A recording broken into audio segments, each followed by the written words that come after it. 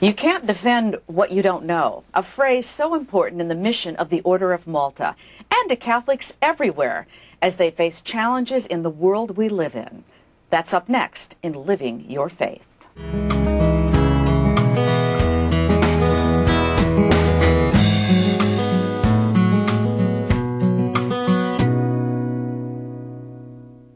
Welcome to Living Your Faith. I'm Jane Hanson. Living your faith every day may never have been harder in today's world. We are bombarded with messages that distract or belittle religion, and in particular, the Roman Catholic faith. The leader of the New York Archdiocese believes the Church is under scrutiny from many different directions. My brothers and sisters in Christ, more and more we are being challenged to stand up in defense of our Catholic faith.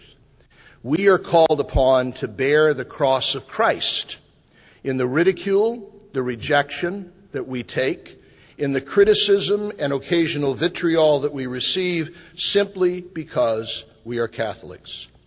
Now, the devil can't stand us. We know that. That's been true for 2,000 years. The media is less than fair to us. Ardent secularists resent us. Academicians consider us oppressive, unenlightened, and out of it. And more politicians seem eager to mute our voice in the public square. He spoke those words before an audience of the Knights and Dames of Malta, and he called upon them to defend the faith, not by carrying swords as in the days of the Crusaders, but by living their faith objectively and compassionately every day, and sometimes courageously holding up beliefs Catholics hold dear. Who are these knights and dames? What is the Order of Malta? And why are they considered the first line of defense for the Catholic Church? One of the oldest institutions in Christian civilization, the Order of Malta was created in 1048 in Jerusalem, where merchants built a church, convent, and hospital to serve pilgrims of any race or religion. A few decades later, Pope Paschal decreed it a sovereign community, and its knights took vows of poverty and chastity and obedience.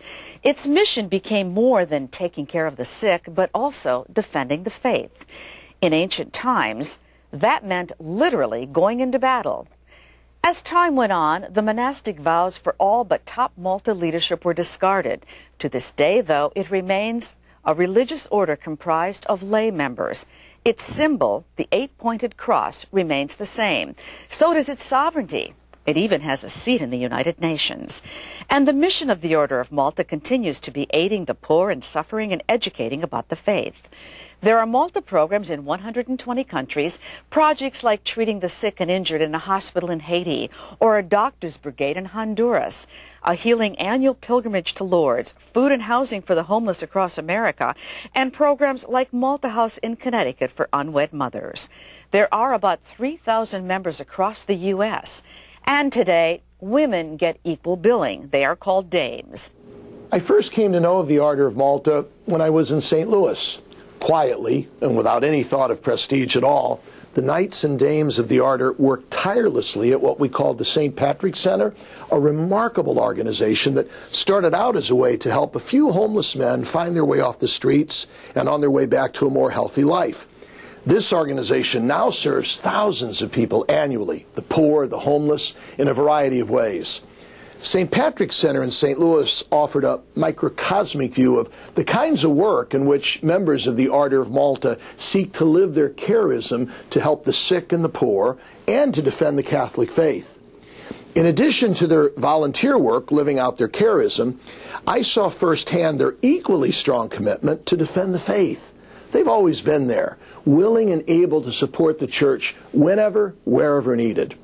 Whether it's sending letters to legislators on pro-life issues or finding a way to support the priests of the diocese, the Knights and Dames of Malta always seem to be there.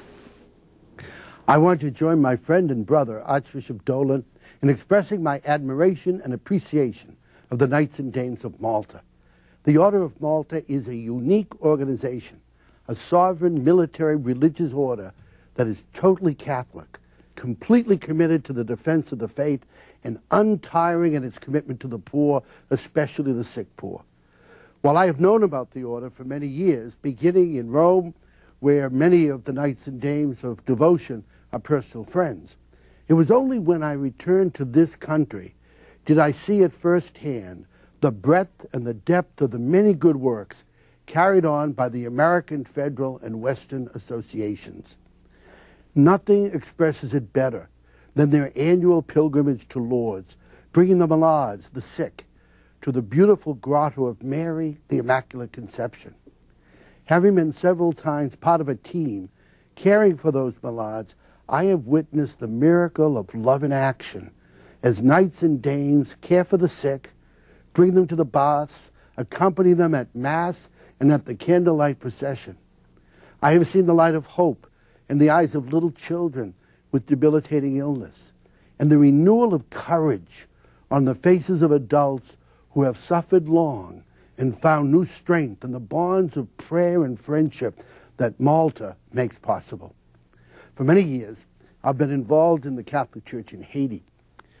The recent earthquake that devastated the poor but noble people there was answered by thousands around the world. First to respond was the Order of Malta. In Millau, near Cape Haitian, they have a hospital that is a hub that houses, treats, and cares for victims from all parts of the island. The knights and dames of our order remind me of the chapter 10 of St. Luke's Gospel, where Jesus sends the 72 out ahead of him to preach the good news, cast out devils, heal the sick. They came back filled with joy because of the way that God's power worked through them. Those 72 were not priests or nuns or religious brothers. They were lay people. They were disciples of Jesus. They live on in the knights and dames of Malta who rejoice to defend the faith and to care for the sick poor.